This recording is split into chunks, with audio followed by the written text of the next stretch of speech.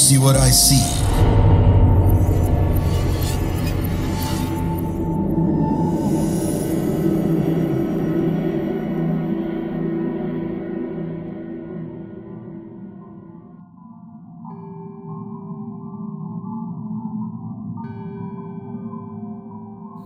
Halo, do you see what I see? Apa kabar kalian semua? Sebelum saya memulai cerita yang akan saya bawakan, saya sebelumnya berterima kasih nih pada Do You See What I See yang sudah mengizinkan saya untuk berbagi cerita di channel ini. Perkenalkan, saya Rudy, host dari channel cerita horror story KYT. Untuk kalian yang suka dengan cerita horor, kalian bisa lihat di deskripsi, nanti ada linknya ya. Jadi gini, pengalaman horor yang saya alami itu terjadi beberapa tahun yang lalu, tetapi hal itu masih cukup membekas dalam diri saya. Karena saya sangat jarang bertemu atau mengalami kejadian seperti itu. Saya asli orang Bandung, tetapi saya sempat bekerja di daerah Riau, di Pulau Riau ya. Bukan Riau Kepulauan, tapi Riau Daratan. Nah, tempat kerja tidak saya sebutkan karena privacy. Jadi kantor saya itu, tempat kerja saya itu berada beberapa puluh kilometer dari kota. Dan kebetulan memang sepi kantor saya itu karena kebanyakan orang yang bekerja di perusahaan saya itu kerjanya di lapangan, sedangkan saya adalah orang kantoran, jadi saya bekerja di kantor. Kantornya sendiri berada di dalam suatu komplek di tengah hutan gitu. Di kantor saya itu, kalau saya berikan gambaran, itu terdiri dari 11 ruangan, dan saya ada di ruangan nomor 8 yang kebetulan berdekatan dengan toilet. Jam kantor saya itu seperti biasa, saya masuk jam 7 pagi dan pulang jam 4 sore. Tetapi jika ada pekerjaan yang harus dikerjakan, diselesaikan, ya lembur lah ya, kerja lembur. Dan beberapa teman saya juga ada yang suka mengerjakan pekerjaannya malam hari, jika pekerjaan yang di siang hari itu tidak bisa diselesaikan, jadi dilanjut ke malam hari. Nah, saya sendiri itu tinggal di komplek tersebut.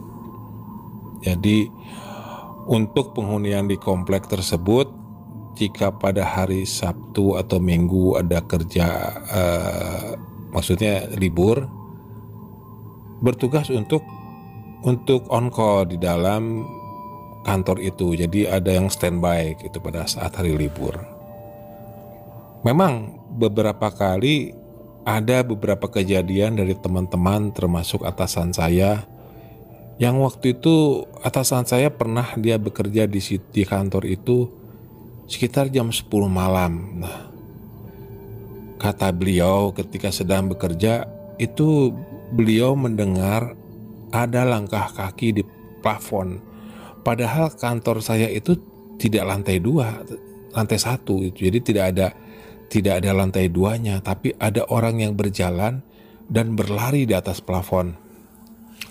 Sehingga waktu itu dia langsung kabur, dia ke pulang gitu ya. Dan besoknya dia cerita gitu sama anak buahnya, tadi malam saya mengalami ini. Kalau saya sih sebetulnya yang begitu-begitu tuh kurang percaya gitu ya, karena saya tidak pernah mengalaminya. Nah, saya ingat waktu itu sekitar di bulan Desember tahun 2019, kalau nggak salah ya, 2019. Saya dikasih tugas, saya mendapat giliran untuk bekerja pada hari Sabtu dan Minggu di hari libur. Dan kebetulan pada hari itu memang jatuh kepada hari libur nasional, kalau nggak salah hari libur apa gitu, sehingga memang hari Sabtu Minggu pada saat saya bekerja itu hampir tidak ada orang sama sekali di kantor itu. Nah, satu kejadian nih, ini ada dua kejadian ya. Yang kejadian yang pertama yang akan saya ceritakan ini, eh, kantor saya itu, jika masuk ke dalam kantor saya itu, saya harus menggunakan sebuah kartu akses kontrol. Jadi ditempelkan kartu itu dan pintu depan itu akan membuka. Nah, sebagai gambarannya, kalau kita masuk ke dalam kantor saya itu, masuk terus ada ruang tunggu, terus langsung sebelah kiri dan kanannya itu langsung lorong. Ke sebelah kiri itu kantor-kantor dan ke kanan juga kantor-kantor, ruangan-ruangan. Dan di ujung ruangan itu adalah pintu toilet yang menghadap ke arah lobby, itu menghadap ke arah lobby.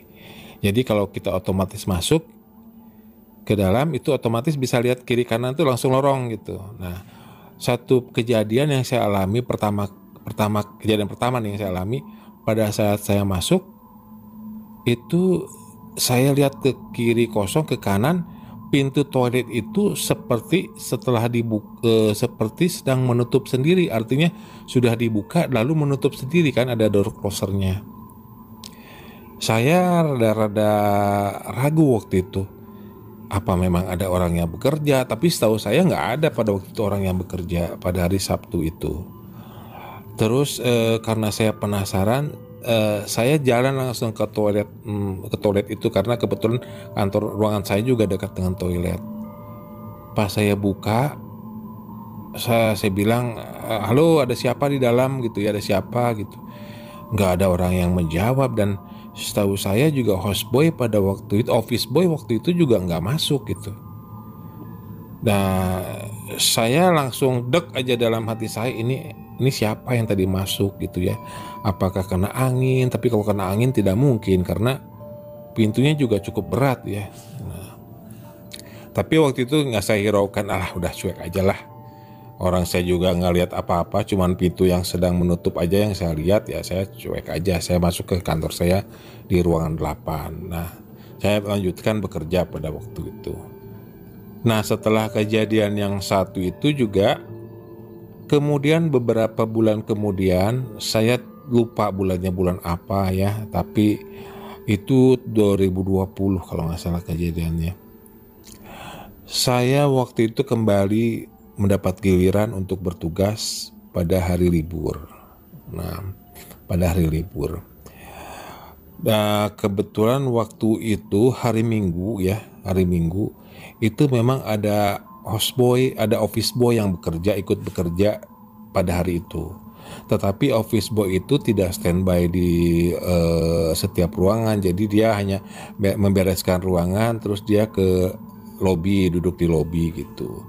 Saya masuk waktu itu jam 9 pagi, saya menyapa office boy itu, gimana, aman di kantor? Aman, katanya. Terus beliau bilang juga beliau sudah membersihkan toilet yang di sana, katanya, yang di ujung sebelah kanan. Oh iya, gitu saya bilang. Saya setelah mengobrol itu, saya langsung masuk ke dalam ruangan saya, ruangan nomor 8, dan saya lanjutkan untuk melakukan pekerjaan-pekerjaan yang memang harus diselesaikan pada hari itu untuk pekerjaan tim saya. Saya selesaikan. Nah, jam 9 sampai jam 11 itu tidak ada kejadian apa-apa. Saya asik saja bekerja gitu ya. Nah, setengah 12 office boy itu datang ke kantor saya, ke ruangan saya. Terus dia bilang dia mau pulang dulu, mau makan siang, katanya. Saya bilang, oh iya silahkan bang, kalau mau makan siang. Nanti balik lagi jam berapa? Jam 1 saya udah balik lagi, katanya. Oh iya kalau gitu. Nah, kebetulan dia juga membawa kunci lobby. Jadi, bang, kuncinya pintu depan abang kunci aja ya, nanti saya keluar gampang pakai kartu. Ya, katanya begitu.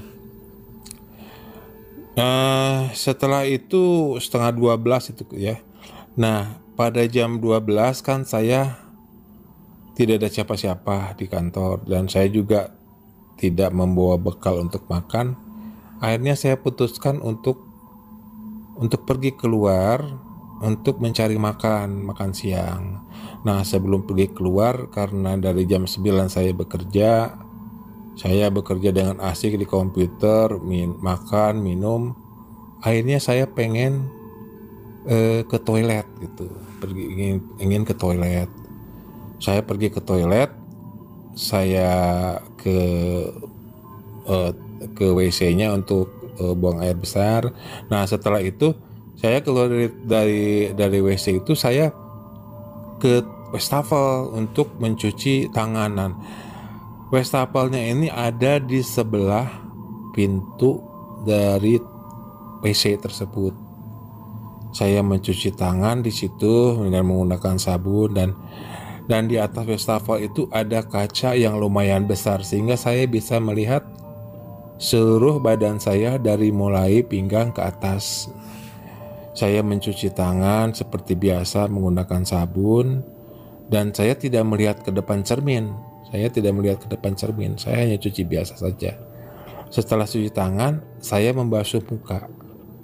Nah kan ada tisu biasanya tuh ada tisu. Nah kebetulan tisunya tuh dari sebelah kanan dari wastafel itu. Saya ambil tisu, lalu saya melihat ke cermin untuk mengeringkan muka saya. Saya melihat ke cermin seperti biasa. Cuman ada satu hal yang aneh waktu itu.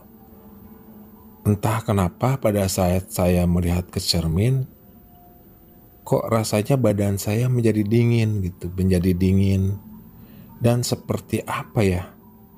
Seperti kayak mau pingsan gitu. Jadi darah itu rasanya turun, badan itu mendingin gitu pada saat saya melihat ke cermin.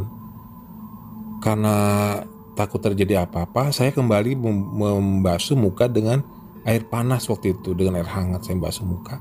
Lalu saya mengambil tisu lagi dan saya melihat lagi ke cermin. Sambil kedua tangan saya itu diletakkan di wastafel. Kedua tangan saya diletakkan di wastafel dan saya melihat ke depan ke arah cermin. Yang bikin saya kaget waktu itu,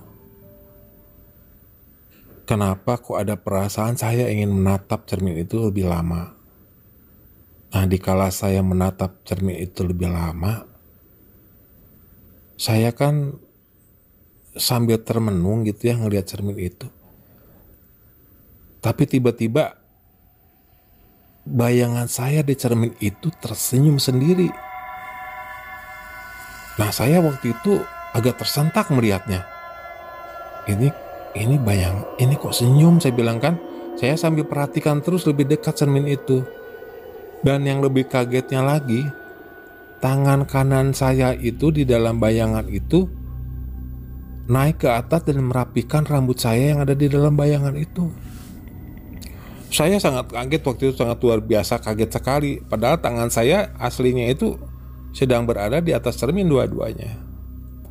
Nah, saking kagetnya saya banting tisu itu dan saya lari keluar pontang-panting dari kamar mandi itu, dari toilet itu. Dan masih ingat waktu itu karena office boy-nya memang pulang, saya bergegas untuk menuju lobi. Nah, dan yang lucunya lagi, kartu untuk membuka pintu itu tertinggal di ruangan saya, padahal ruangan saya itu berdekatan dengan toilet itu. Akhirnya saya menggedor-gedor pintu toilet, pintu lobi, saya menggedor-gedor dengan harapan ada orang yang bisa membukanya. Dan alhamdulillah waktu itu ternyata si office boy belum berangkat untuk pergi makan, tapi dia masih merokok di depan kantor. Dia membuka pintu dan dia juga kaget. Kenapa Pak? Ada apa Pak? Saya nggak bisa cerita apa-apa waktu itu. Saya hanya bisa terdiam dengan wajah yang pucat. Kemudian saya minta untuk ke office boy itu untuk mengantarkan saya ke mes gitu. Jadi diantarkan sama beliau dan mobil saya tinggalkan di kantor karena badan saya terasa lemas. Saya juga perasaan saya itu nggak jelas waktu itu. Saya takut kalau bawa mobil akan terjadi apa-apa. Itu saja mungkin sepenggal cerita kisah mistis yang selama hidup saya. Waktu itu saya baru pertama kali melihat hal yang cukup aneh kalau buat saya, cukup creepy ya, cukup scary gitu. Kok bisanya bayangan kita di cermin tidak sinkron dengan kita. Jadi dia bertikap lain, saya juga lain ngelihatnya. Jadi saya rasa bukan orang waktu itu, bukan hayalan saya juga, karena saya baru cuci muka. Lain halnya kalau kita dalam kondisi mau tertidur atau apa, ini dalam kondisi yang segar bugar. Itu aja mungkin yang bisa saya bagi ceritanya di Do You See What I See ini. Terima kasih untuk mendengarkan cerita ini. Sekali lagi untuk kalian yang suka dengan cerita horor, bisa singgah di channel saya di Cerita Horor Story IKYT, dan linknya ada di deskripsi. Sekali lagi terima kasih. Assalamualaikum warahmatullahi wabarakatuh.